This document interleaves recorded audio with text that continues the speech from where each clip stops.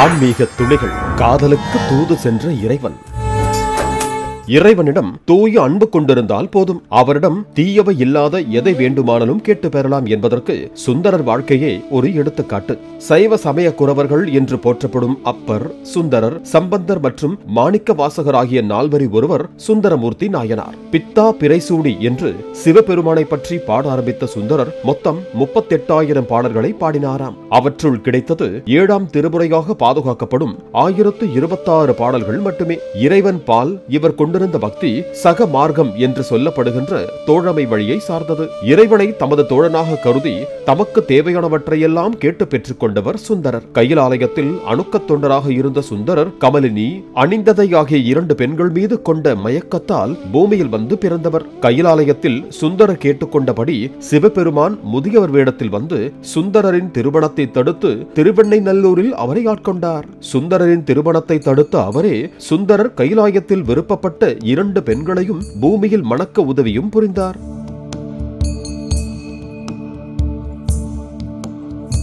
கைலையில் சுந்தரரை விரும்பிய கமலினி, அருந்ததை இருவரும் பறவை நாச்சியராகவும் சங்கிலி நாச்சியராகவும் பூமியில் பிறந்திருந்தனர். சுந்தரர் திருவாரூரில் தியாகேச பெருமாளை வழிபட்டு வரும் போது ஒருமுறை பறவை நாச்சியாரை கண்டார். முன்வினை பயனாக அவர்களுக்குள் காதல் புகுந்தது.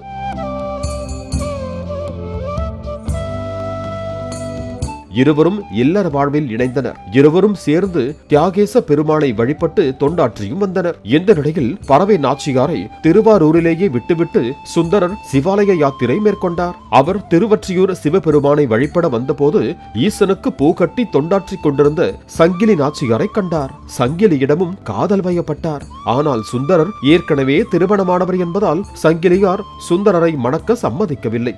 சுந்தரர் ஈசனிடம் சென்று எப்படியாவது சங்கிலி நாச்சியாரை தனக்கு மணமுடித்து வைக்க சொல்லி வேண்டினார். சிவபெருமானும் சங்கிலியாரிடம் சென்று சுந்தரரை மணந்து கொள்ள கூறினார். சுந்தரர் சங்கிலியாரை பிரியாமல் இருக்க அவர் இந்த ஊர் எல்லையை தாண்டக்கூடாது என்று சத்தியம் வாங்கிக் கொள்ள சொன்னார். அதன்படி சுந்தரரிடம் சத்தியம் வாங்கிக் கொண்டு அவரை மணந்து கொண்டார் சங்கிலி நாச்சியார். இருவரும் திருவற்றியூரில் மகிழ்ச்சியாக இல்வாழ்க்கை நடத்தி வந்தார்கள்.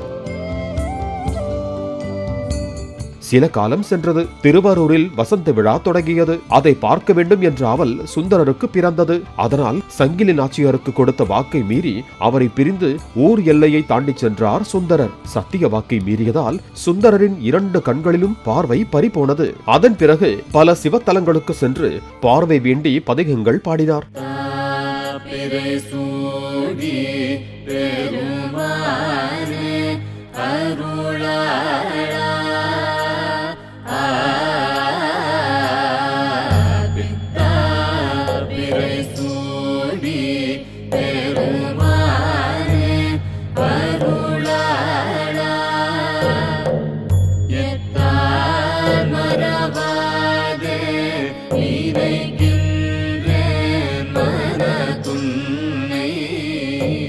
திருவெண்பாக்கத்தில் ஊன்று கோலையும் காஞ்சிபுரம் ஏகாம்பரநாதர் தலத்தில் இடது கண் பார்வையும் பெற்றார். திருவாரூர் வந்து இரவன் தியாகேசாரை வேண்டி வலது கண் பார்வையையும் திரும்ப பெற்றார். இந்த நிலையில் சங்கிலி நாச்சியாரை சுந்தரர் திருமணம் செய்தது பற்றி அறிந்த பறவை நாச்சியார் சுந்தரரை தன்னுடைய மாளிகைக்குள் விட மறுத்தார். சிவனடியார்கள் பலரும் சுந்தரருக்காக சமாதானம் பேசி பார்த்தும் பயனில்லை.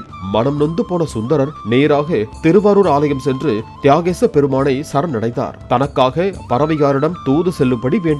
அதன்படியே திருவாரூர் ஆலய சிவாச்சாரியார் வேடத்தில் சென்று பறவையாரிடம் சமாதானம் பேசினார் சிவபெருமான். அதற்கும் பறவையார் மனம் இறங்கவில்லை. தூது சென்ற சிவபெருமானுக்காக இரவு நேரத்திலும் காத்துக் கொண்டிருந்தார் சுந்தரர். அங்கு வந்த ஈசன், சுந்தரா, பறவையிடம் சமாதானம் பேசி பார்த்தேன், அவள் உன்னை ஏற்க மறுக்கிறாள் என்றார். இதை கேட்ட சுந்தரர், ஐயனே, தேவர்களை காக்க நஞ்சு உண்டீர், மார்க்கண்டேயனை யமனிடம் இருந்து காத்தருளினீர். அப்படிப்பட்ட நீங்கள் உங்களை நம்பிய என்னை கைவிடலாமா? பறவையாரிடம் நான் மீண்டும் சேர நீங்கள் தான் வழி செய்ய வேண்டும் என்று கூறி ஈசனின் திருப்பாதங்களில் பணிந்தார். அவரது பக்திக்கு இறங்கிய ஈசன், சுந்தரா, உனக்காக இந்த நள்ளிரவிலும் நாம் மீண்டும் தூது செல்வோம், வருந்த வேண்டாம் என கூறினார். பின்னர் தன் சுய உருவத்துடனேயே திருவாரூர் வீதியிலேயே நடந்து வந்தார். ஒரு கையில் திரிசூலம் ஏந்தி மறு கையில் உடுக்கையோடு கழுத்திலே நாகாபரணங்கள் பூண்டு இடையிலே புலித்தோல் உடுத்தி தலையிலே பிறைச்சந்திரன் சூடி தன் சுய உருவிலேயே சிவபெருமான் திருவாரூர் வீதியில் தன் திருப்பாதங்கள் நிலம் மிதிக்க நடந்து வந்தார். தன் பக்தனும் நண்பனுமான சுந்தரருக்காக காதல் தூது வந்தார். இறைவனே தூது வருவதை பார்த்தும் பறவை நாச்சியாரால் சும்மா இருக்க முடியுமா? ஓடி வந்து அவரது காலில் விழுந்து வணங்கி நின்றார். ஈசன் பறவையாரிடம், பறவையே, தோழன் என்ற உரிமையோடு சுந்தரன் எம்மை அனுப்பிய காரணத்தினால் மீண்டும் உன் முன் வந்தேன். உன்னுடைய இல்லத்திற்கு சுந்தரன் மீண்டும் வருதல் வேண்டும், அதுவே எம்முடைய விருப்பம் என்றார். பறவை நாச்சியாரும், பெருமானே, தங்கள் திருவடி நோக திருவாரூர் வீதியில் நடந்து வந்ததை கண்ட பிறகும் நான் இசையாது இருப்பேனா?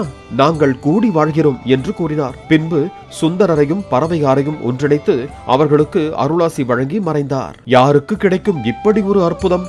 இறைவனே தனக்காக காதல் தூது செல்வதாக இருந்தால், அதுவும் வீதியில் நடந்து செல்வதாக இருந்தால், சுந்தரர் என்ன தவம் செய்திருக்க வேண்டும்? எவ்வளவு கொடுத்து வைத்திருக்க வேண்டும்? சரி, இறைவன் தான் நினைத்த இடத்தில் தோன்றி நினைத்த இடத்தில் மறையக்கூடியவராயிற்றே.